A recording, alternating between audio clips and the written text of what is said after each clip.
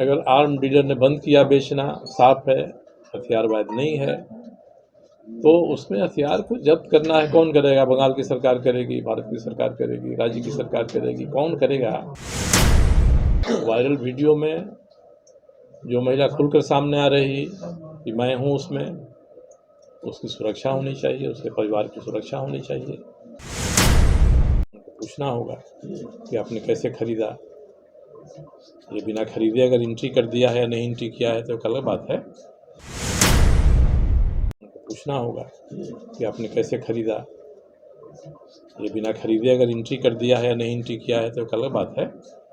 तो इसलिए मामला कांग्रेस के प्रदेश अध्यक्ष ने कल इसको राजनीतिक बताकर इसको आगे बढ़ने का रास्ता खोल दिया है। इसलिए अब बात केवल एक मंत्री के ऊपर नहीं है, बल्कि पूरी कांग्रेस पार्टी की ओर है, जो सरकार की सहभागी है और जिसकी तलहटी पर माननीय मुख्यमंत्री हेमंत सोरेन जी की सरकार खड़ी है। तो अब उनको भी देखना होगा कि हम जिस तलहटी पर खड़ा है वो कितना फिसलन भरा है।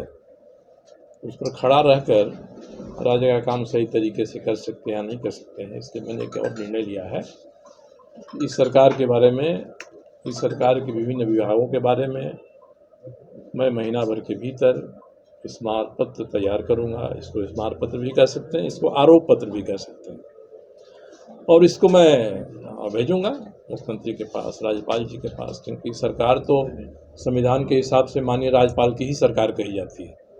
माननीय राज्यपाल की सरकार में मुख्यमंत्री हेमंत सोरेन जी हैं और मंत्री बन्ना गुप्ता जी हैं, तो मैं भेजूंगा। अब कांग्रेस अध्यक्ष को लगता है, कभी कई बार होता है कि संतुष्टि नहीं होती है, कई कामों में संतुष्टि नहीं होती है। इसका मतलब कि सामने जो आदमी आपके है वह इतना कुछ नहीं कर दे रहा है कि आप संतुष्ट हो जाइए। तो कांग्रेस को लगता है कि हमारे सामने जो विपक्षी दल है वह कुछ नहीं कर रहा है ताकि हम संतुष्ट हों। तो उनकी जो ये इच्छा है असंतुष्टि का, उस इच्छा को मैं पूरा करूँगा। विपक्ष के लोग अगर सरकार के खिलाफ, कांग्रेस के खिलाफ झारखंड में और ख़ास करके जमशेदपुर में नहीं खड़ा होंगे और लोगों में ये धारणा जाएगी कि साहब ये तो नूरा की कुश्ती कर रहे हैं, ये मिले जुले हैं।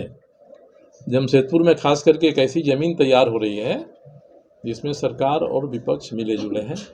मैं जो आरोप पत्र माननीय राज्यपाल जी को भेजूंगा उसमें इन सारी बातों का भी जिक्र रहेगी कि कौन कौन से ऐसे कारण हैं, कौन ऐसे फैक्टर हैं जिसके कारण से भारतीय जनता पार्टी का जो एक हिस्सा है जो जमशेदपुर से नियंत्रित है, वह हिस्सा साफगोई के साथ आगे क्यों नहीं बढ़ रहा है। हिंदू हित का मसला आता है तब भी वो पैर पीछे खींच देता है, कोशिश करता है कि ये मामला ठंडा हो जाए।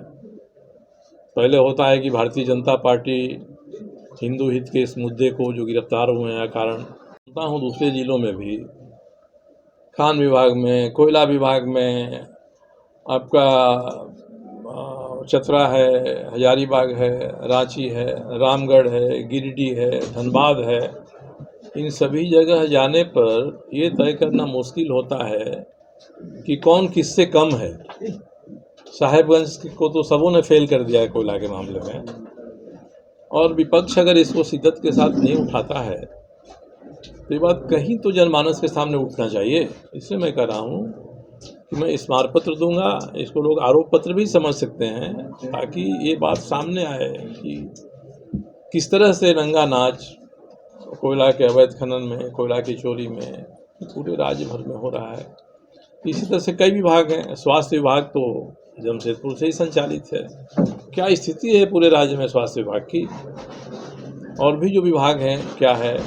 ईडी ने जो चार्जशीट किया है और आरोप लगाया है, उन आरोपों के मुतल्लिक संबंधित अधिकारियों पर कौन सी कार्रवाई हो रही है, ये बात तो सामने आनी चाहिए। और ईडी ने जो चार्जशीट दिया है, दाखिल किया है, जितने मामले उठाए हैं, सभी मामलों में अगर हेमंत सोरेन जी के पहले जो सरकार थी उस सरकार के समय की भी बात आती है, उस समय के लोगों के संबंध आते हैं, तो ये भी तो लोगों को जानना चाहिए।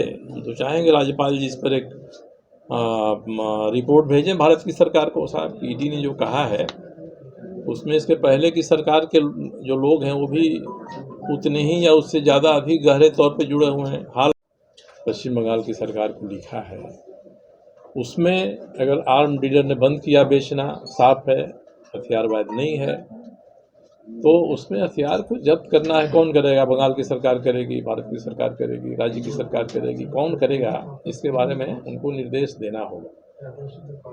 राज्यपाल जी क्या करते हैं इनके ऊपर है कि क्या इसमें कदम आगे बढ़ाते हैं। तो ये दोनों ही में वायरल वीडियो में जो महिला खुलकर सामने आ रही कि मैं हूँ उसमें, उसकी सुरक्षा होनी चाहिए, उसके परिवार की सुरक्षा होनी चाहिए। और इसके बारे में पुलिस ने अनुसंधान में कोई आगे कदम बढ़ाया हो तो उसके बारे में पुलिस को सबको बताना चाहिए, ताकि ये लगे कि कांग्रेस के प्रदेश अध्यक्ष के अनुसार ये मामला राजनीतिक नहीं है, ये मामला सामाजिक है और आपराधिक है। ये बातें, दो बातें आपके सामने रखनी थी। इसमें जो मूल कागजात हैं जिसके मैं चर्चा कर रहा हूँ आपके ग्रुप में मैंने भेज दिया है। आर्म्स एमुनेशन खरीदना, आर्म्स एक्ट क्या कहता है? आर्म्स एक्ट 7 कहता है कि इस श्रेणी के जो अधिकार के जो हथियार हैं वो प्रोहिबिटेड, प्रतिबंधित माने जाते हैं। बढ़ा रहा हूँ कि मैंने राज्यपाल को ज्ञापन दिया, अब उन्होंने क्या किया, जांच का आदेश किया नहीं किया। जांच का आदेश करेंगे तो यहाँ जो आईओ बहाल हैं वो जांच करेंगे और कायदे से जांच में किसी का हस्तक्षेप नहीं होना चाहिए, इसलिए मैं भी इस जांच में हस्तक्षेप नहीं करना चाहता हूँ। पर ये बिंदु मैं रखना चाहता हूँ कि इस बात को बताना चाहिए माननीय मंत्री जी को, और कितना जो उनका अनुसंधान है, इंक्वायरी है, वो कितना आगे बढ़ी है, इसके बारे में भी इनको बताना चाहिए। दूसरा बात मैंने एक उठाया था, एक प्रोहिबिटेड पिस्तौल के बारे में, और मैंने जो बात उठाया था वह भारत सरकार के गृह मंत्रालय ने बंगाल सरकार के एक पुलिस अधिकारी को एक चिट्ठी भेजा था कि भाई ये जो ग्लॉक पिस्तौल है, चाहे G21 हो, G44 हो,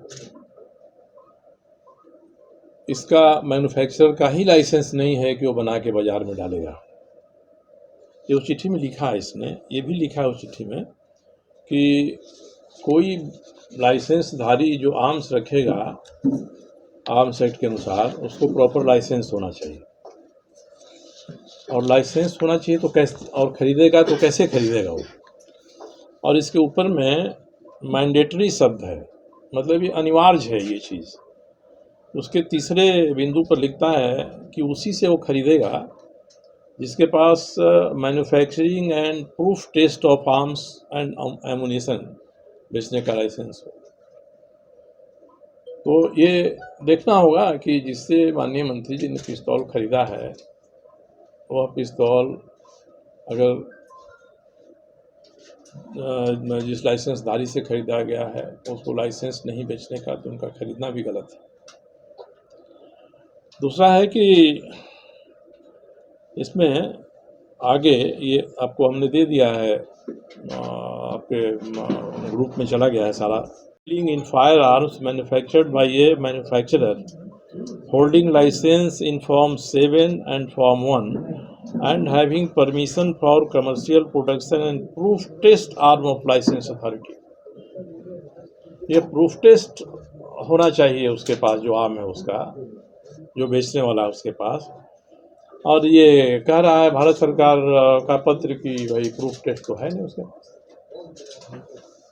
तो अब मेरा ये विषय मैंने उठाया, डीसी को लिखा, बाद में राज्यपाल जी को लिखा, तो कांग्रेस के यहाँ के जिला के अध्यक्ष ने और लोगों ने प्रेस में काफ़ी बढ़ चढ़कर ऊंची आवाज़ में मेरे बारे में भी कुछ सवाल उठाए। और मैं इन लोगों से कह रहा हूँ कि भाई आपने जो सवाल उठाया उसको आगे तो बढ़ाइए, मैं तो जांच के लिए तैयार हूँ। जो भी विषय आपने उठाया है मेरे बारे में, मैं उसमें हर तरह की जांच के लिए तैयार हूँ, DNA सहित अन्य चीज़ों के लिए सबके लिए तैयार हूँ। तो इतना कायर क्यों बनते हैं कांग्रेस के लोग? अगर जिला के अध्यक्ष प्रेस कॉन्फ्रेंस करेंगे तो बिना प्रदेश के अध्यक्ष की अनुमति से नहीं करेंगे। इसका मतलब कि मेरे बारे में प्रेस कॉन्फ्रेंस में जो आरोप लगाए कांग्रेस के जिला अध्यक्ष, और अगले दिन माननीय मंत्री जी रांची में प्रेस कॉन्फ्रेंस करके, तो इनको जरा जब आरोप लगाया तो बहादुरी से सामने आना चाहिए। मैं तैयार हूँ, मैं चुनौती दे रहा हूँ, तो आप थोड़ा आगे बढ़िए उसमें, मैं थतवाइए। और मुझे जानकारी है कि इनके वकील साहब चाईबासा परसों गए थे, कंप्लेन केस फाइल किया कि नहीं किया तो वही बताएंगे, मगर वहाँ गए थे जी, इसकी जानकारी मुझे है। वहाँ के कोर्ट के वकील लोगों ने बताया। तो जो दोनों विषय उठे हैं, वीडियो का विषय है और पिस्तौल रखने का विषय है, इन दोनों के बारे में अगर इसके अंतिम पैराग्राफ में might be, may be, if necessary, तो इसी मैंने सोचा कि इसमें और आगे बढ़ के इसका क्लैरिफिकेशन दिया जाए। इसलिए मैंने पश्चिम बंगाल के होम सेक्रेटरी को पत्र कल भेजा है। वहाँ के जो होम सेक्रेटरी हैं, सीनियर अफसर हैं, एडिशनल चीफ सेक्रेटरी हैं, वह पत्र भी मैंने आपको ग्रुप में डाल दिया।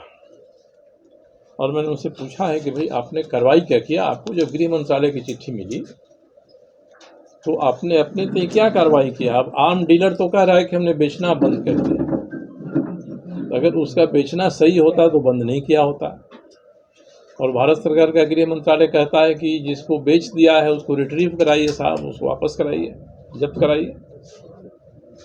और मैंने उनको लिखा है कि मुझे पूरी जानकारी है कि जमशेदपुर में सरकार के एक मंत्री हैं जिनके पास ये है, तो उसको कौन लिखेगा उस आर्म्स के लिए? बंगाल की सरकार उसको जब्त करेगी कि यहाँ की सरकार, यहाँ का प्रशासन जब्त करेगा, यहाँ की सरकार जब्त करेगी? इसलिए मैंने उस चिट्ठी की कॉपी भारत सरकार के गृह मंत्री को भी, गृह सचिव को भी भेजा है, और झारखंड सरकार के मुख्य सचिव और गृह सचिव दोनों को ही भेजा है कि कानून के बारे में हमारे जो ये वरिष्ठ अधिकारी हैं, ये सभी के सभी मसूरी में ट्रेनिंग लेते हैं, उसका अनुभव करते हैं, अभ्यास करते हैं पूरे कैरियर के दौरान।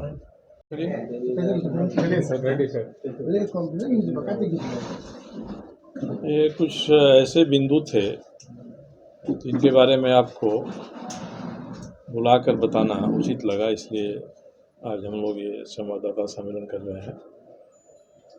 एक तो कांग्रेस के प्रदेश अध्यक्ष कल आए थे और एकाध अखबारों में मैंने पढ़ा कि उन्होंने बयान दिया है कि उनके पार्टी के जो मंत्री हैं राज्य सरकार में, उनके बारे में कुछ बातें उठी हैं, वे राजनीतिक हैं, ये उन्होंने कहा है। तो मुझको लगा कि मुझे बताना चाहिए कि जिन बातों को प्रेस मीडिया ने, हम लोगों ने भी, आम लोगों ने भी हफ्ता 10 दिन में उठाया है मंत्री जी के बारे में, वे केवल राजनीतिक नहीं हैं बल्कि वे सामाजिक हैं और आपराधिक हैं। ये कांग्रेस के अध्यक्ष को समझना चाहिए।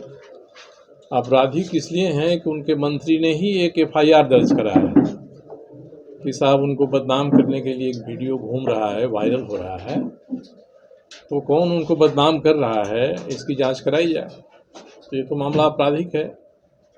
अब कांग्रेस के अध्यक्ष को इसके बारे में बताना चाहिए कि मंत्री ने खुद ही जो FIR किया है उस FIR की जांच होगी कि नहीं होगी।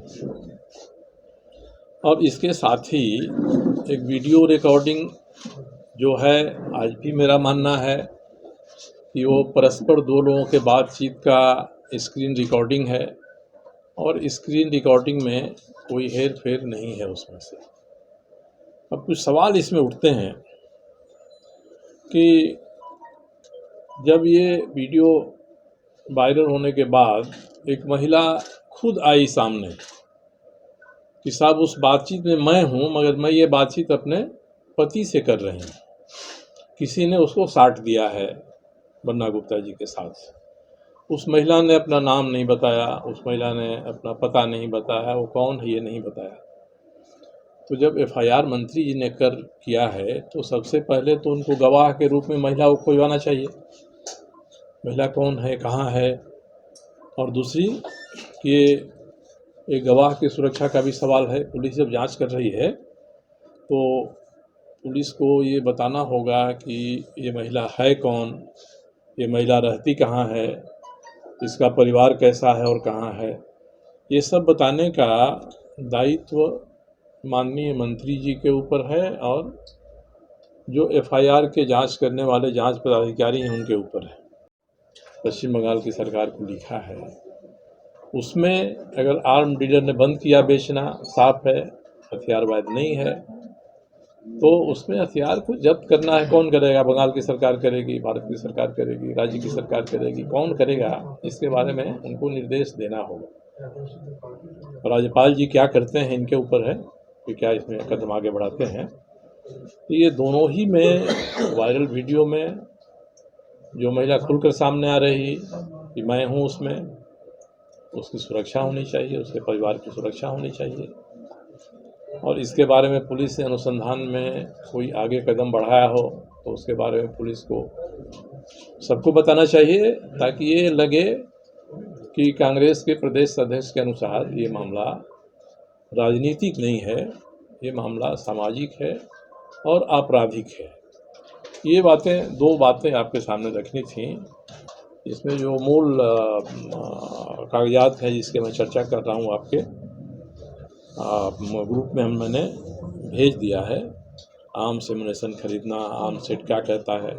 आर्म्स एक्ट 7 कहता है कि इस श्रेणी के जो अधिकार के जो हथियार हैं वो प्रोहिबिटेड, प्रतिबंधित माने जाते हैं।